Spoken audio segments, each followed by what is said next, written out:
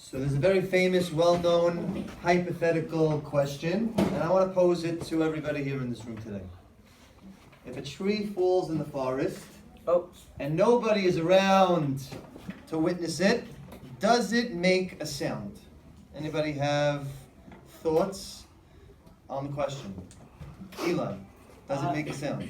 Yes. Okay, yes, why? Because if a tree falls to the ground, it makes a really loud thump. Okay. Now, if you're not there, it doesn't mean you're going to hear it, but it still does. So Eli thinks it makes a sound. Good. Anybody oppose Eli's thoughts? Ronnie? We can't know. It's impossible. We can't know, it's impossible. Okay. Chucky? I'm not sure if this is scientifically correct, but I'm pretty sure that when trees, sounds are just vibrations, and then your ears convert them to sounds, and then your brain hears them as sounds. But so when a tree falls and no one's there, it's just vibrations. Okay, excellent. So the answer to the question, everybody that answered was a little bit accurate in what they said. It is impossible to know.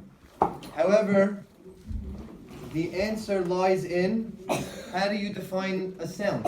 What exactly is a sound? So some would say that a sound is merely what Chucky alluded to, is vibrations, sound waves that travel through the air, and then it's incumbent upon us and our brains to process the information and then to convert it into how our brain understands that noise to be. I want to take you back to when I was a freshman in college, and it was my first experience not in a yeshiva education that we are all accustomed to being in. I went to St. John's University, very, very big campus, thousands and thousands of students. And I remember the very, very first day I took a philosophy class, and the teacher was explaining how exactly the class works. And so he tells us that there's only 5 A's that he's willing to give out in the semester. There's 50 kids in the class. Do the math. He says after the first 5 top scores, the next kids receive B's or C's and so on and so forth. So I raised my hand, the wise guy that I was at the time, and I said, Mr. Professor, do you mean to tell me that if I get a 99 on my test, but 5 other people get hundreds, I'm going to get a B? He looks at me, he goes, you're going to get a B. I said, what on earth are you talking about? This is so not fair. I get a 99 and end up with a B? My first thought at the time was, I'm going straight to Mr. Khan. Mr. Khan, when I was in Magen David High School, was my academic advisor. Went to him for guidance, and when things were going on in school that I felt were not fair, he was the guy that I would go to. But now, I promise you, I walk out of the class, I'm like, where is Mr. Khan's office? I'm like, shoot, I'm not in Magen David anymore. I'm in St. John's. There is no Mr. Khan. There is no help. And I felt helpless. Which brings me to my next point. You guys as 8th graders, you're in the process of transitioning. You're going from a time in your life where a lot of things were kind of done for you. Maybe it was your parents, maybe it was teachers, maybe it was advisors. But you're growing up to a place and to a point in time in your life where that stuff is not always going to be there for you. And I want to ask you guys a question. Who in this room up until now, even with all of this help that they've received over time, has ever felt helpless? Has ever felt like no matter how loud they scream, no matter how much they try, nobody wants to listen to me? Okay? Every hand, almost every hand is up in the room right now. It's not a pleasant feeling. And so we need to figure out what it is that we're going to do about this, because it's tough. It's tough going through life or going through this transition in your life when you don't have the answers to help yourself or to figure it out. So what do we do?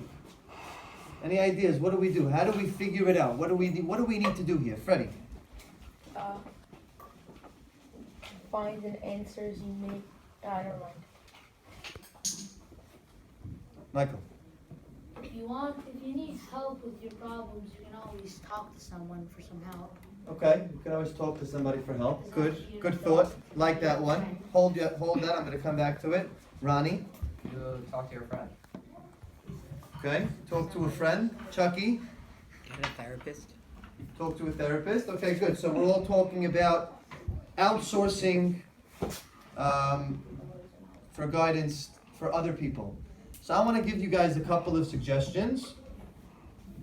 And the first one is probably an idea that nobody in this room would think of. It's foreign to human nature. Very few of us actually do this. Idea number one. Talk to yourself.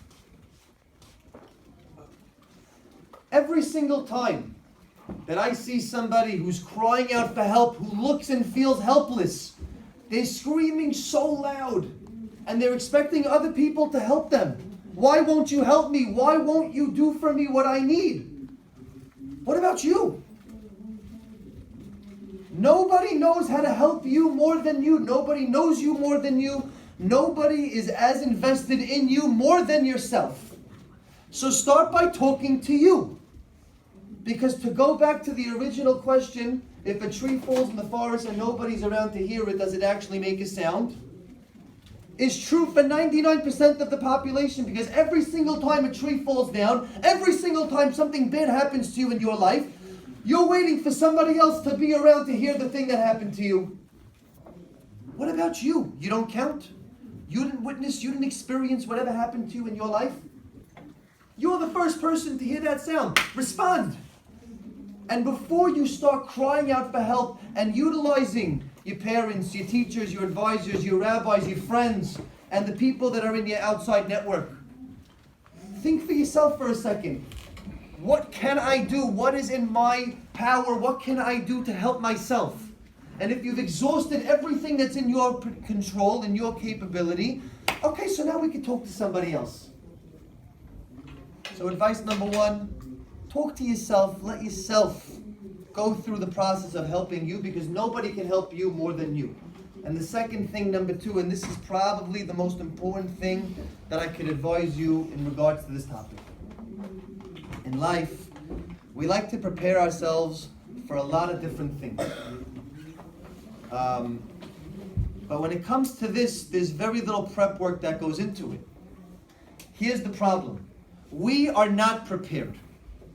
When a crisis happens, it's already too late, because what happens when we experience a crisis and when we feel a feeling, when we're angry, when we're upset, when we're nervous, when we're excited, we lose the ability to use our rationale and our logic, and we usually don't think of the best ideas about what we can do at that given moment in time. So advice number two, think ahead of time before something happens, because stuff will happen all the time. Trees are falling all the time. And if it's not now, maybe it's in the next 5 minutes. If it's not in the next 5 minutes, maybe it's tomorrow. But you can take it to the bank that you will experience tough times in your life. That's a part of life.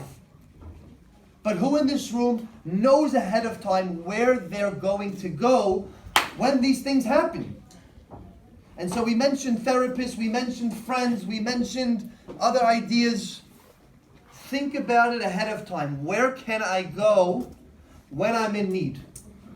Is it my parents? Is it my advisor? Is it my friends? Who is it? And not only who can I go to, when can I go to them, and how should I do it? Right? What's the number one thing that happens when a crisis breaks out in the middle of class? But you gotta solve it right now. I can't move on to the next period. What needs to be done this second?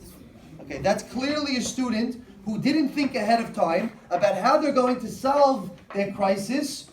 And so they acted on the spot, and they said, you got to fix it for me right now. Right now, teacher, do it right now. Boys, Let's be smart about this. You have so many support systems that are built into place here in school, and I'm sure when you get home, with your parents, your grandparents, maybe some siblings, aunts, uncles, whoever it is, think about it ahead of time. Because trees are falling all of the time. The question is, who's hearing it, and who knows what to do when that sound is made? You need to be present. You need to start taking over your own lives, because nobody knows how to help you more than you. And once it comes, figure out ahead of time what it is that you need to do. Shabbat shalom. Shabbat shalom.